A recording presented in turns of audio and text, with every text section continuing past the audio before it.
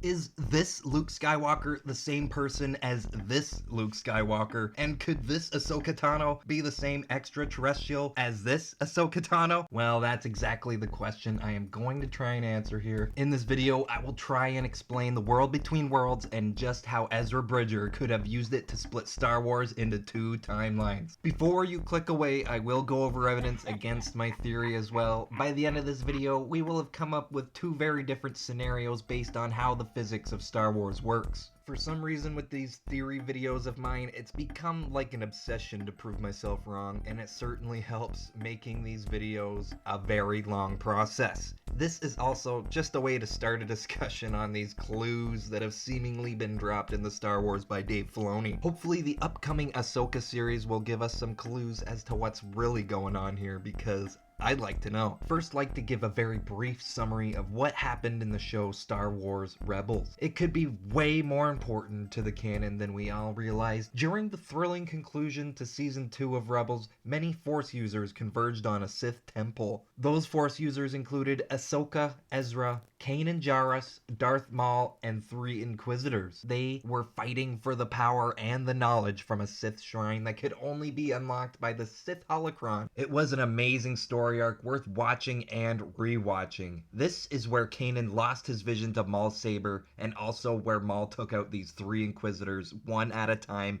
in a brutal fashion. Except maybe the third guy who fell to his death because he trusted a spinning lightsaber too much. So this literal match of King of the Hill nearly ended when Ezra finally made it to the top and activated the shrine on the top of the Sith pyramid. Finally, the most powerful Force user of them all showed up, that being Darth Vader, of course. His entrance was the most badass thing when he rode in on top of that TIE fighter, and he was using the Force to land it near Ezra Bridger. Vader went on to kick the crap out of everyone there, even Ahsoka, who ended up sacrificing herself so that the others could escape. She really did put up one hell of a fight though, even getting a strike on Vader's mask, breaking it open just like in the Kenobi series. This is the exact moment the theory gets interesting. After the top of the Sith pyramid exploded, we are shown that Darth Vader got away, but we also see an injured Ahsoka hiding away in the structures below. Eventually, near the end of Season 4, it turned out that this Ahsoka we saw at the end of Season 2 was actually rescued by a version of Ezra Bridger from the future. He accessed an alternate dimension known as the World Between Worlds to pull it off.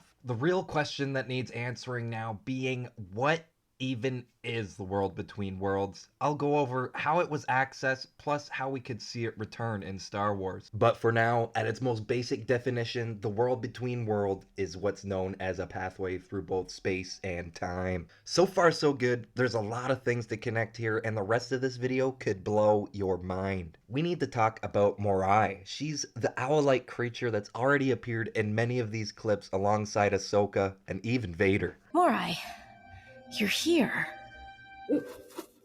Morai? She's an old friend.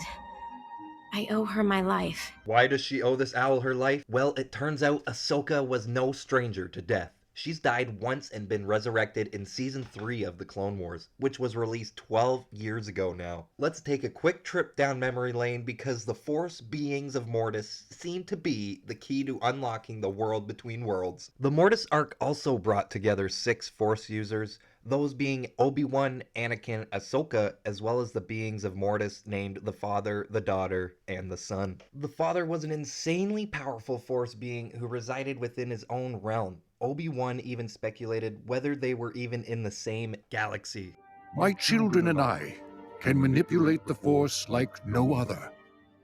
Therefore, it was necessary to withdraw from the temporal world and live here as anchorites. You cannot imagine what pain it is to have such love for your children and realize that they could tear the very fabric of our universe. He brought these 3 Jedi into his realm because he heard the Chosen One was found and needed to test whether it was true or not. This whole arc was fascinating, but I will summarize only what's important to the theory here. The daughter represented the light side of the Force, while the son represented the dark side. The father imprisoned them all in his realm to protect the universe. Only he and the Chosen One had the power to contain his children. The father wanted Anakin to replace him as he was dying of old age, but Anakin refused refused to take his place. As the three Jedi tried to leave the planet, the son kidnapped Ahsoka and turned her to the dark side with his twisted powers. Around the same time, the daughter had brought Obi-Wan to a secret shrine and revealed to him the Blade of Mortis,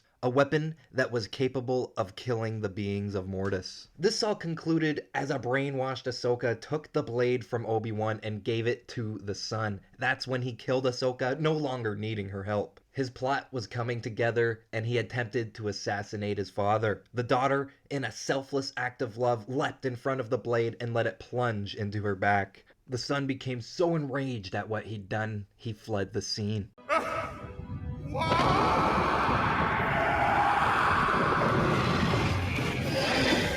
The son and his anger were so strong throughout this arc. A quick fact about the son is that he was voiced by none other than Sam Witwer, who played Galen Merrick, also known as Starkiller, in the Force Unleashed games. Back to it. Ahsoka was laying on the ground there, lifeless, and the daughter was also dying. She decided to use her remaining powers along with the help of Anakin and the father to resurrect the young Padawan. This moment right here is why Ahsoka owes the bird Morai her life. Basically, in the end, the father used the blade on himself, knowing that it would weaken his son long enough for Anakin to ignite his lightsaber into the back of the sun. And all three of them died that day. It was because of Anakin, who brought balance to the Force by killing the last one, I guess. The last thing I need to talk about in this arc of the Clone Wars is how the son was able to break the laws of time and show Anakin the future. That future being Vader's torment and the suffering of others. I'll let the daughter and the father explain how they can control the Force and what the siblings' only limitation is.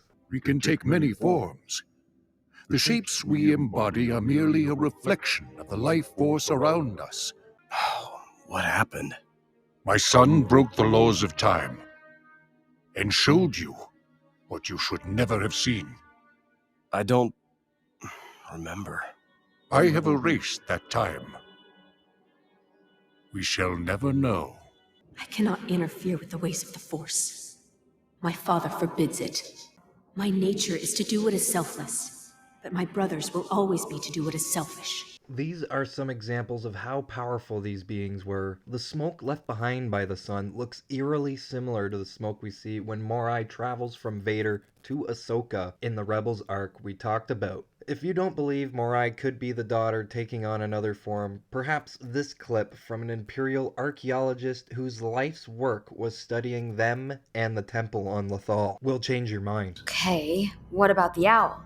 A servant of the daughter, or possibly the daughter herself, when acting as a spirit guide.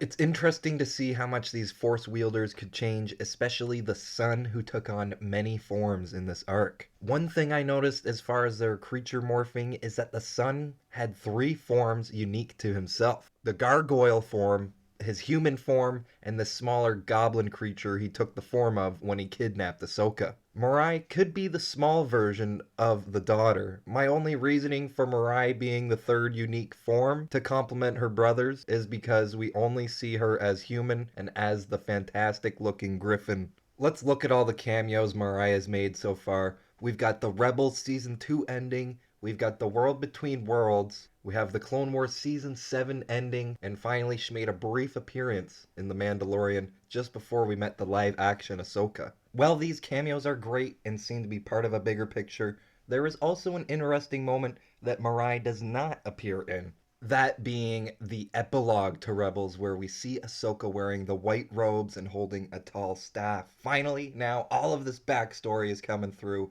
It's juicy theory time. In the beginning of the video, I said there would be 2 different outcomes for Ahsoka. Let's simplify my thinking and visualize how time works in this universe like it's on a line. Each point in time along the line exists all at once. But this line has a beginning and an end. The beginning being where the original Star Wars timeline takes place, and the end of this line is where time started in the universe. The Big Bang, basically. So if we were to look at the original timeline, all of this stuff before already happened in it. When Ezra brought Ahsoka to the World Between Worlds, we caught the end of their conversation where it's implied Ezra has explained everything that happened in the episodes Ahsoka was missing from in the show, which was almost a year's difference in time. She could have changed what happened in her own timeline. Ezra's original timeline would stay the same because it already happened in the great timeline line that I've drawn for you guys here. It could also help explain why she's missing from the sequel trilogy, because Ezra Bridger told her to find him when she got back to her own timeline, not knowing that the Ahsoka from his own time would never return. She changed the events of her own timeline, which created this branching timeline off of the original one. Unfortunately, it all means that the original timeline Ahsoka died fighting Vader on that fateful day. If she took Ezra's quest seriously, Ahsoka would have asked Morai to return her to the original timeline. I think the white outfit scene from Rebels could be her when she returned from her own branched timeline.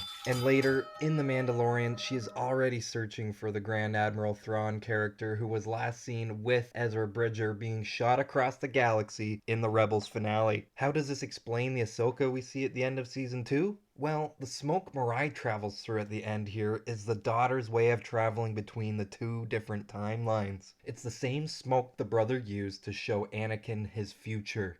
So boom, two different timelines and only one Ahsoka that connects the two so she can finish her quest to find Ezra Bridger. This could all turn into a giant multiverse situation if we get more branching timelines, similar to what's happened in Marvel's Loki series. Here's the second option I've come up with that may feel a little more grounded, if you can even call it that. In this version, there is no original timeline. Now imagine that the great line I drew was instead a continuous circle, making branching the timelines impossible. That's right, I'm proving myself wrong in the same video as my personal favorite theory. When in the world between worlds, Ezra tried to go and save his master Kanan Jarrus after he saved Ahsoka. Kanan had only died a couple episodes before this. Ahsoka had to remind Ezra that Kanan sacrificed himself to save him and Hera. This also shows how much Ezra told her about the future. She then explained that if Ezra were to go back and change that point in time, it would have been for nothing.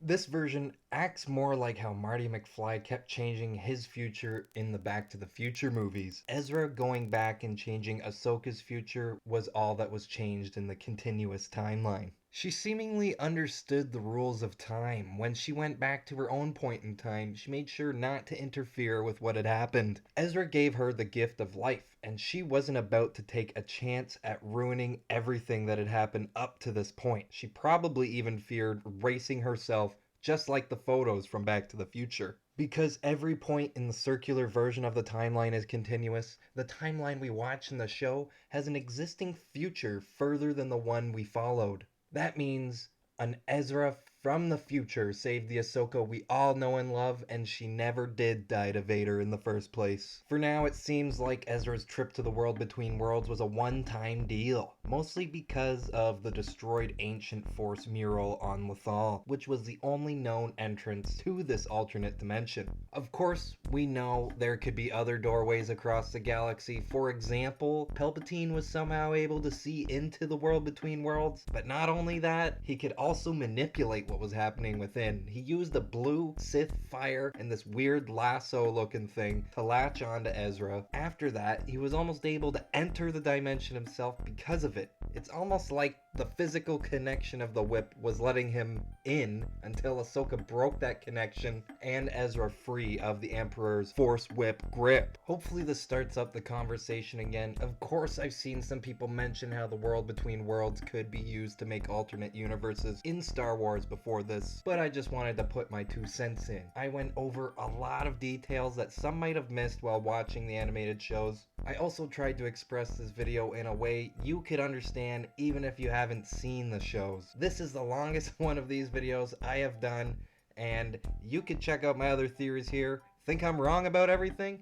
Feel free to tell everyone how much you hate me and or my theories in the comments below. Have a good day, Star Wars fans.